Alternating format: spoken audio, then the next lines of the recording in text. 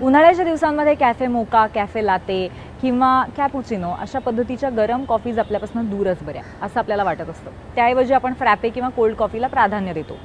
अर्थात आज मी तुमच्यासाठी कॉफीचाच एक वेगळा प्रकार घेऊन आलोय ज्याच्यामध्ये टेंडर कोकोनटचा वापर करण्यात आलाय. त्याचं नाव आहे टेंडर कोकोनट फ्रॅपुचिनो.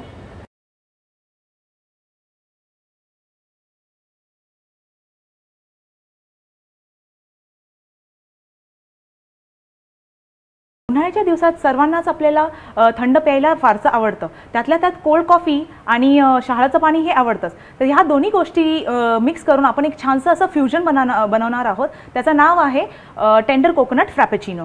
आता टेंडर कोकोनट फ्रॅपेचिनो यासाठी लागणारं साहित्य सर्वात पहिला आपण घेणार आहे हे टेंडर कोकोनट म्हणजे शहाळाचं पाणी. ह्याचे आपण बर्फाचे पीसेस बनवलेले आहेत.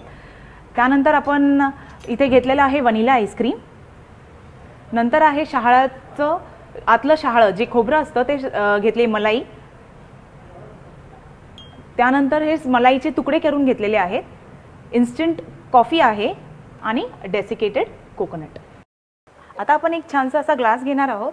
त्यात 2 स्कूप व्हॅनिला आईस्क्रीम टाकायचं आहे आपल्याला. 2 स्कूप व्हॅनिला आईस्क्रीम.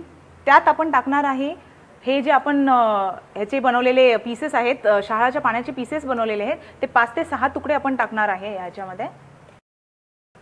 आता ही मलाई ही आपल्या एका नारळाची मलाई आपण घेत आहोत आणि ही सर्व मलाई आपण त्याच्यात टाकणार आहे. Coffee powder, instant coffee powder आपण नेसकॅफे ब्रू जी इन्स्टंट कॉफी पावडर मिळते जी इझिली डिझॉल्व्ह होते पाण्यामध्ये ती आपण घेणार आहे. ½ टीस्पून. आणि हे सगळं आपण एकत्र करणार आहे ब्लेंडरने.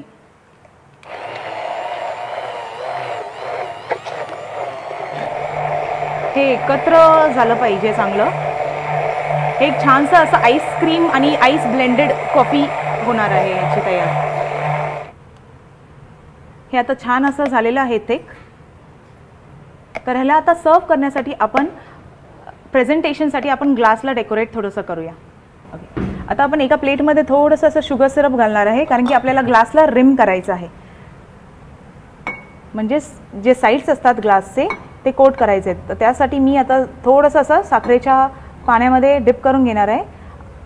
आणि तसाच आपण हा डेसिकेटेड कोकोनटमध्ये घालणार आहे. म्हणजे आपला जो ग्लास आहे तो छानपैकी असा रिम येणार आहे त्याला कोकोनटची.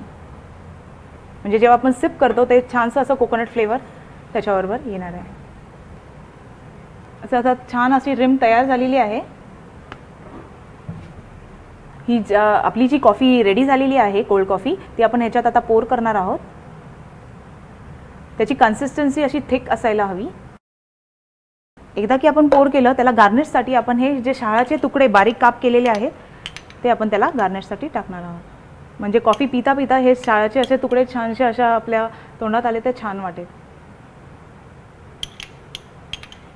तर छानशी असा टेंडर कोकोनट फ्रॅपेचिनो रेडी झालेला आहे. नक्की करून पहा. मला खात्री आहे की तुम्हाला नक्की आवडेल.